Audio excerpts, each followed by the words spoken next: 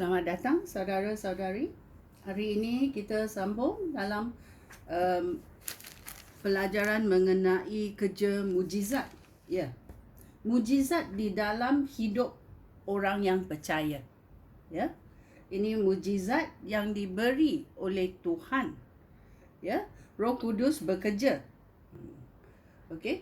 So kita mesti tahu ada sedikit perbezaan kerja mujizat bagi orang yang percaya dan mujizat yang mujizat dalam orang yang percaya. Ya, ada perbezaannya sikit kerana Tuhan boleh membuat mujizat dalam hidup kita.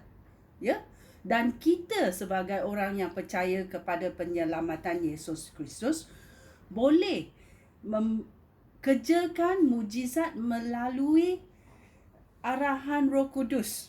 Okey? So kita nak belajar hari ini mengenai deliverance dan transportasi, ya. Deliverance iaitu menghalau lah. Bukan sahaja menghalau roh-roh jahat. Dia boleh juga berlaku dalam keadaan yang lain. Mari kita masuk dan belajar. Okey? Ya. Mujizat menghalau berlaku di dalam rasul-rasul, dalam Kisah Rasul-Rasul babak 5. Ya, kita masuk mencari babak 5 ayat 17 sampai 20. Babak 5 ayat 17. Okey, dia berkata, rasul-rasulnya dianiayai. Kemudian Iman Agung dan semua pengikutnya yang termasuk golongan orang Saduki tempatan mula bertindak terhadap para rasul kerana mereka iri hati. Mereka jealous kerana ramai orang disembuhkan dengan kerja mujizat, ya. Itulah mereka yang berada di dalam gereja-gereja pada masa itu, ya. Iman Agung dan pengikut-pengikut termasuk orang Saduki mula bertindak terhadap para rasul kerana mereka iri hati, ya. Mereka menangkap rasul-rasul itu lalu masukkan mereka ke dalam penjara awam. Tetapi pada malam itu malaikat Tuhan membuka pintu penjara itu lalu memimpin rasul-rasul itu keluar daripada penjara. Malaikat itu berkata kepada mereka, "Pergilah berdiri di rumah Tuhan dan beritahulah orang ramai tentang hidup yang baru ini." Ya. Malaikat itu memerintahkan rasul-rasul supaya mereka berdiri di rumah Tuhan, masuk ke rumah Tuhan dan memberitahu orang yang hendak berdoa kepada Tuhan, kan? Ya. Supaya hidup baru ini iaitu penyelamatan Yesus Kristus. Ya, penyelamatan Yesus Kristus. Yesus mati dan dibangkitkan. Itu adalah berita baik dan hidup baru ini. Supaya mereka tahu, ya, tentang apa yang berlaku, ya. Mujizat ini dilakukan oleh Roh Kudus. Ya. Orang-orang yang percaya telah masuk penjara, mereka tidak boleh ada kunci daripada penjara itu, tetapi malaikat Tuhan datang membuka pintu penjara. Ini adalah mujizat luar biasa yang dibuat oleh Tuhan melalui malaikat, ya. Okey, ada juga dalam Kisah Rasul-Rasul babak 12 ayat 1 sampai 10. Jemaat semakin menderita. Ya. Ada kalanya kita dengar, oh you sudah percaya penyelamatan Yesus Kristus, you tidak ada masalah lagi. Tetapi dalam Kisah Rasul-Rasul kita mendengar jemaat semakin menderita. Apa berlaku? Ya, kita mesti tahu jalan hidup di dunia ini berliku-liku kerana dunia ini telah jatuh dalam dosa kerana Adam dan Hawa sudah berdosa dan segala ciptaan menderita. Ya. Ya. Itulah kita berkata, ya, dalam hidup di dunia ini, walaupun kita menderita, kita ada Tuhan bersama-sama kita. Okey? Itu penting. Bukan kita, oh, kalau sudah percaya tak ada masalah. Bukan. Tuhan mahu mengajar kita, membimbing kita supaya karakter kita seperti Yesus Kristus. Ya? Ya. So, mari kita masuk dan belajar. Pada masa itu, Raja Herodias mula menganiayai beberapa orang daripada jemaat, iaitu orang yang percaya kepada penyelamatan Yesus Kristus. Dengan perintah Raja Herodes, Yakobus, saudara Yohanes, dipenggal kepalanya dipotong. Ya. Ya. Apabila Raja Herodes melihat bahawa perkara itu menyenangkan hati orang Yahudi. Orang Yahudi yang belum percaya kepada penyelamatan ini sangat gembira kerana ada orang mati.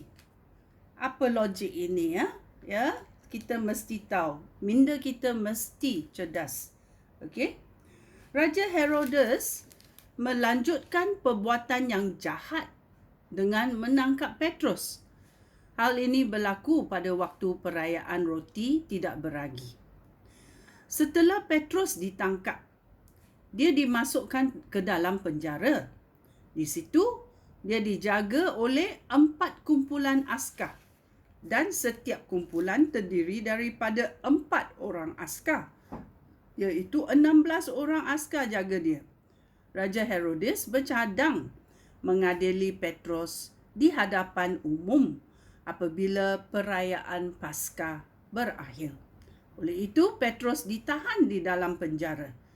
Tetapi jemaat tekun berdoa kepada Allah bagi Petrus. Ya. Pada malam sebelum Raja Herodias menghadap Petrus kepada orang ramai, Petrus tidur terbelenggu dengan 2 rantai yang diikatkan kepada 2 orang askar. Dalam keadaan menderita, kesusahan, Petrus pun boleh tidur.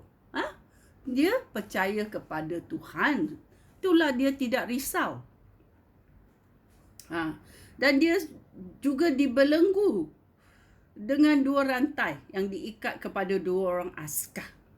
Seorang askar pada setiap sisinya. Di pintu penjara, askar-askar mengawal juga sedang bertugas. Tiba-tiba malaikat Tuhan berdiri di situ dan cahaya bersinar di dalam bilik penjara itu. Malaikat itu menggoyang-goyangkan Petrus dan membangunkan dia. Tengoklah, Petrus tidur lena sambil malaikat mesti menggoyang-goyangkan dia. Lalu berkata, cepat bangun! Cepat bangun!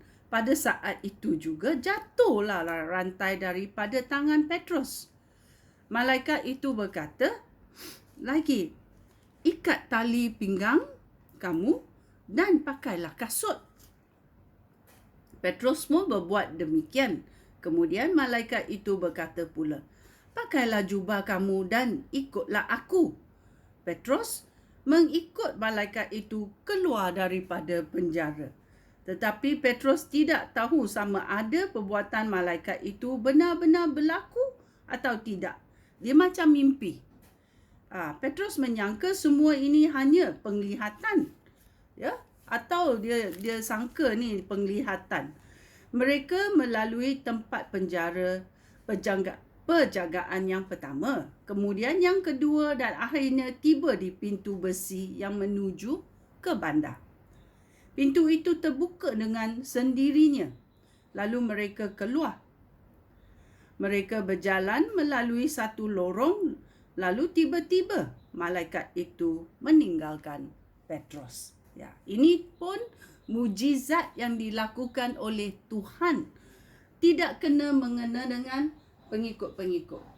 Tetapi pengikut-pengikut itu untung kerana mendapat mujizat ini. Ya. Ada lagi satu, iaitu mengenai Paulus dan Silas dalam Kisah Rasul-Rasul babak 16. Ayat 15 sampai 30.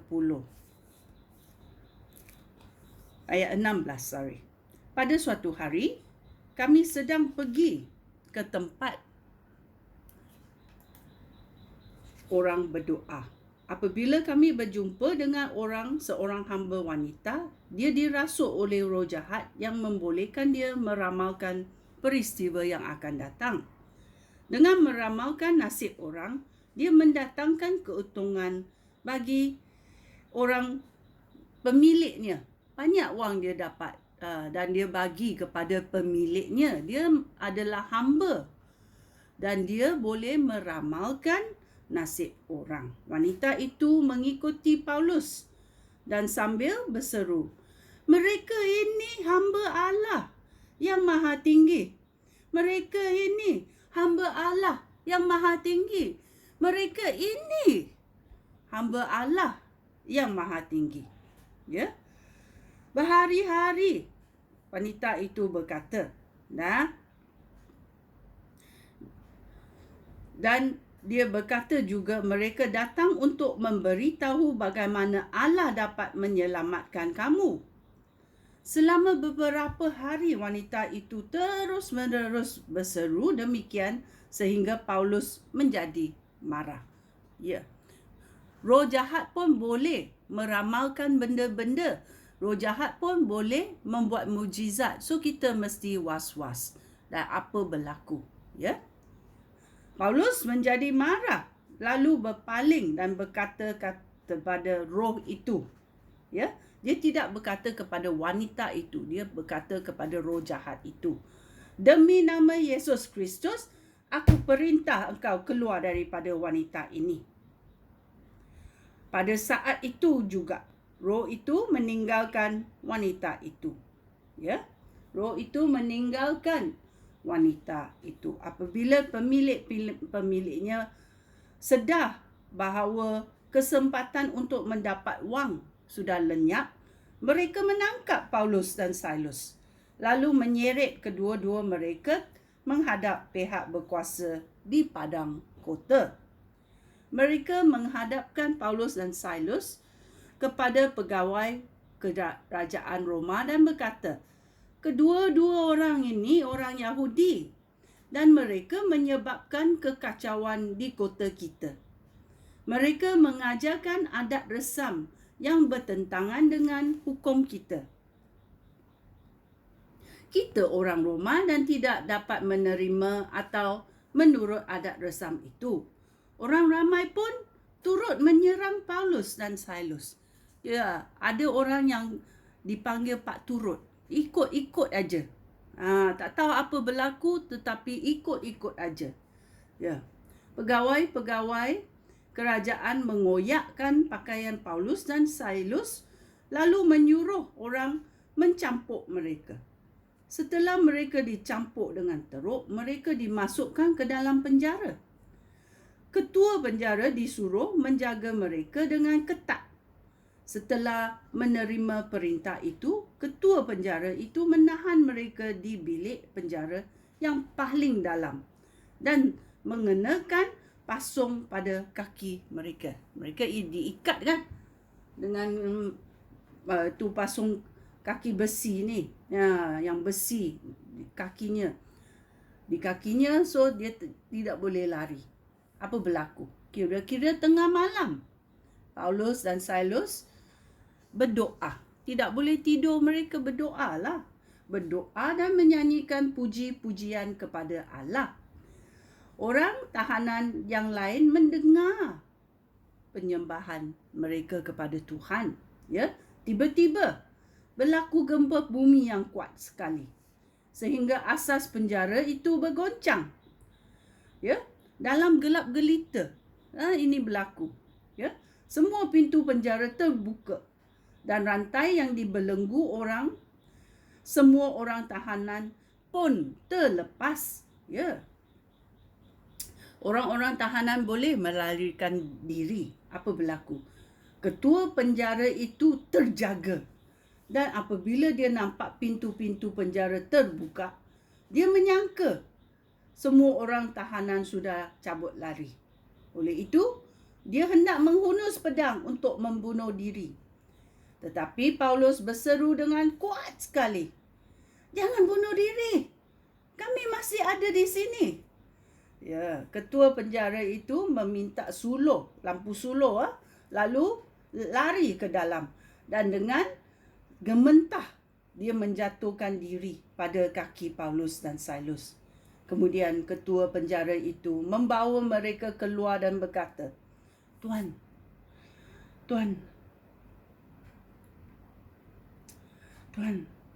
bagaimana aku dapat diselamatkan? Ya, apakah yang harus aku buat supaya aku diselamatkan? Ya, dia berlaku. Ini adalah mujizat yang dilakukan oleh Tuhan. Paulus dan Silas hanya menyembah Tuhan dengan nyanyian pujian. Dan apa berlaku? Pintu-pintu penjara sudah buka. Gempa bumi berlaku. Ini bukan kerja-kerja orang. Ini adalah mujizat daripada Tuhan. Ya. Okey. Yang satu lagi kita berkata transportation, iaitu berada di tempat lain, iaitu dalam Kisah Rasul-Rasul babak 8. Dia berkata, ya, Filipus dengan seorang pegawai tinggi Ethiopia. Ya. Ini ceritanya dalam Kisah Rasul-Rasul babak 8. Boleh baca dalam ayat 26 sampai ke 39. Ya, atau 40 pun boleh. Ya. Tetapi dalam kuncinya 39 dia berkata, apabila mereka keluar dari air, iaitu Filipus membaptis seorang pegawai tinggi Ethiopia. Ya. Selepas dia membaptis orang itu, apa berlaku? Roh Tuhan mengambil Filipus dari situ. Ya, pegawai tinggi itu tidak nampak dia lagi. Lalu meneruskan perjalanan dengan sukacita. Ya. Ya. Kita kata kita adalah orang yang layan Tuhan, ya. Kita macam waiter, waitress. Bila Tuhan panggil kita buat kerja, kita buat, ya. Tak payah beritahu nama juga. Tuhan tahu nama kita. Ya, dan kita buat kerja untuk Tuhan. Dan sini ceritanya mengenai Filipus. Ya, selepas Filipus membaptis pegawai tinggi Ethiopia itu, Tuhan mengambilnya daripada tempat itu dan pergi ke tempat yang lain. Ya, macam gaib, mujizat ini. Dari satu tempat dia boleh panggil Filipus pergi ke tempat yang lain. Ya, kerana mujizat boleh dilakukan oleh Tuhan ke atas sesiapa pun. Ya. Kita juga ada dengar mujizat-mujizat seperti dalam pelanggaran kereta di jalan raya. kereta itu rosak terus, tetapi orang dalamnya tak luka langsung. Ya, ada mujizat macam ini kerana Tuhan adalah Tuhan yang membuat mujizat, yang boleh membuat mujizat. Okey? Kerana Tuhan kita sama seperti dulu, sekarang dan masa depan. Dia sama aja. Dia adalah Tuhan yang sangat belas kasihan kepada kita. Ya. Ya. Dan dia mahu melakukan mujizat. Dan bila kita lihat mujizat, kita puji Tuhan.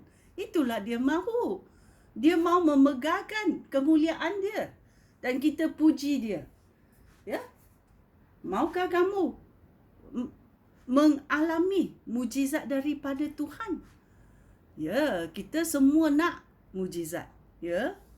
Kerana kita ada Tuhan yang sungguh baik. Kita muliakan Tuhan. Sekian.